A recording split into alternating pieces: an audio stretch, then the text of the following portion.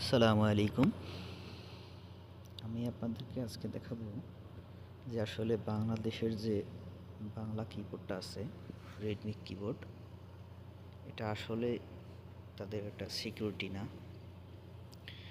আমি এখন অবস্থান করতেছি রিয়াদের, সৌদি আরব। তো এই অ্যাপটা দেখুন আমার ইনস্টল করা আছে। আমি এখন সৌদি আরবের একটা ব্যাংকের অ্যাপসেট লগ ইন করবো। যে এখানে দেখুন, এটা নাম হচ্ছে আল রাজি ব্যাংক। এটাতে যদি আমি ক্লিক করি তাহলে দেখেন কি বলতেছে, we have detected that you are using an untrusted keyboard for security reason. এটা দেখাইতেছে আমাদের রেডমি কিবোর্ডটা ইনস্টল থাকার কারণে। আমরা কী করবো, এখন রেডমি কিবোর্ডটা আনইনস্টল করে দিব। তো আমরা রেডমি কিবোর্ডটা দেখেন আনইনস্টল করে দিলাম।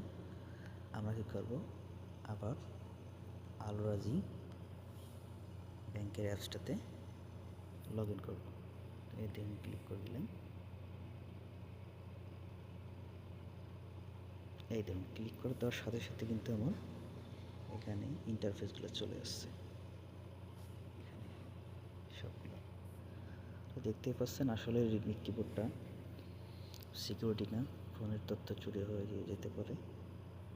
ওই জন্য আপনারা রেডমি কিবোর্ডটা ব্যবহার করা থেকে বিরত থাকুন। ধন্যবাদ।